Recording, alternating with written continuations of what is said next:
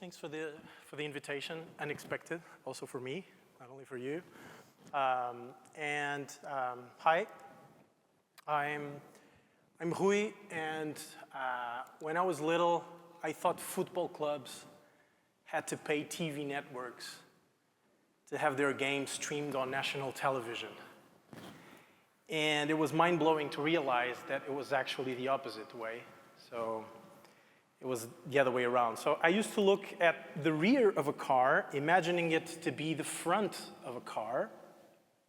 And I thought how interesting it would be if those machines had their designs designed backwards. When I was a kid, I remember seeing Donald Duck, sorry for the example, taking a picture of a group of photographers taking a picture, and all from the same place, from the same angle, getting the same results, and thinking, wow, Donald Duck, how original he is. I would fight my sister, insisting that clouds are propelled by the wind, and she would argue, telling me they weren't. It was Earth rotating, tricking our brains into thinking that they were actually moving. I think we were, in a way, both right, because I think most of you know that Earth spins at about 1,670 kilometers per hour, which is impressive. And at school, I'd squint, imagining dinosaurs coming down the hill to meet us, and that would be fun, but also tragic in a way, as you can imagine. And at night, I slept awake and zombied my room, playing football with my daylight real friends.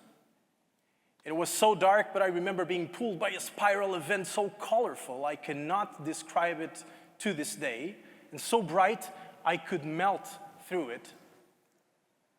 From another dimension of time and space, and I felt so much power, I jumped and flipped, diving into it, immediately waking up as ready as Jodie Foster when she said, "I am okay to go, I am okay to go," while fading through the wormhole. At the age of 8, I was diagnosed with epilepsy. They said my brain was wired differently. I totally disagree. And by the way, that's what you see here. It's how close I was in the past to being in the future. That's as close as I got to being a machine, some sort of transhumanist. I'm past futurism. So when Mary invited me some hours ago to speak from the point of view of a local at a Futures festival, Future Days, I went on writing about the future from the past. I went on writing about design from the lack of consciousness of its importance. I went on writing about symbiosis from the words assembled with meaning being typed by my hands on a keyboard, on notes, up there on the cloud, on my Mac, about humanity before it even happened to be. Yes, I went back 95 million years in time, writing from home. So my parents bought a piece of land and built a home where I lived for about 25 years, right there. And what they didn't know when they bought that particular part of the territory was that that land was about 500 meters away from the biggest dinosaur footprint track in Europe, that it's in Kerenke, about, I don't know, maybe 10, 15 kilometers from here. And 95 million years ago, during the Cretaceous period, that region was a shoreline. And during the construction work, while they were building our home, I collected a few volcanic rocks, a bunch of rocks, and whatever we dug, there were shells, clams, and signs of life everywhere. So, if you're wondering, that's where this rock comes from our home. I have it here with me. And I've kept her since the age of 5, convincing myself that there's a dinosaur eggshell cracked around it. Like, you have to see it. Like, come to me after the session, okay? But even if you can't see it, you can still see fossils imprinting water, imprinting time, imprinting movement, imprinting breathing, imprinting life. Bam! A bigger stone hit on the other side of the planet, wiping out between 60 to 75% of life on Earth, and the planet blossomed. We're here after this line. I don't know if you heard about the KPG boundary, a line under our feet. And as you know, after the meteorite hit in the Yucatan Peninsula in Mexico, a long time ago, I think it was around 66 million years ago, after it struck the Earth, near what it's now the Yucatan Peninsula, a fine layer of particles circled the planet, suspended in the atmosphere, covering the Earth. When it settled, it left a trace, like this really thin line in the crust that we can find all over the world. And we can see it in the cliffs of Caravaca de la Cruz in Spain, in Gubbio, Italy, in El Kef, Tunisia, in Denmark, Antarctica, New Zealand, the US, just to name a few. And what's interesting is that, like, some of these particles, they came down and they created this line, and if we zoom out, this line becomes kind of this circle that actually circles planet Earth, and if we imagine it three-dimensionally, it's like a sphere, you know? It's kind of a layer of our own planet, right? It becomes this boundary. That's why it's called a boundary. So maybe this is just another way of thinking about what local, when Mary challenged me to come here as a local, maybe this is just another way of thinking about what local really means, that no matter where we are, we're standing on the same ground, anticipating the same futures. And maybe thinking like this is just a way of unbounding ourselves by becoming the Earth. Thanks, Feist. Feist has a really nice song called Becoming the Earth, or Become the Earth. I'm sure I'm not the only one here seeing design as systemic, increasingly complex, multidimensional, transdisciplinary, intertwined, networked, unsolvable. Like everything around us, everything under our feet, like any other discipline, design will fight for survival. He's going to grow exponentially, and being everywhere, he will cease to exist. He will degrow, go back, be quiet, delegate, empower, retract, regenerate, rewild, renew, letting nature let go, heal us. The future of design is to change the formulation from how might we, as humans, to what might be the future if we simply stopped. Degrow, go back, be quiet, delegate, empower, retract, regenerate, rewild, renew, letting nature let go, and take us to a time where design did not exist. Unbounded, like the dinosaurs. A time when there was no word to describe it, when it was not a discipline. Rawr!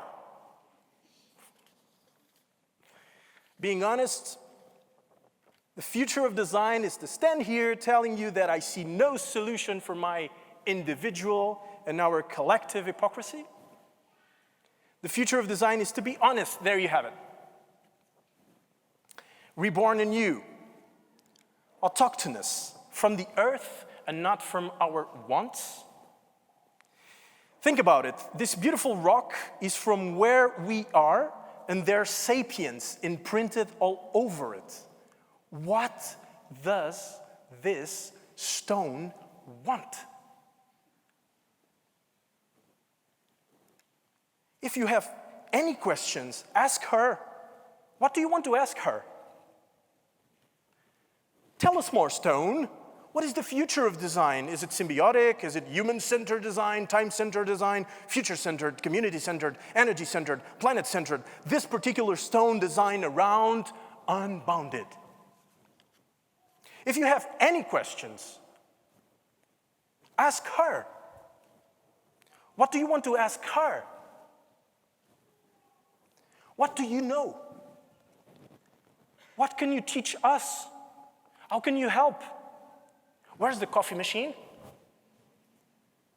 How's the weather in Lisbon next Sunday? Any book you can recommend? Do you know any good jokes in Italian? How can I improve my writing skills? When is the war going to stop? Where is my refund? Is it possible to generate this picture in Ghibli studio style?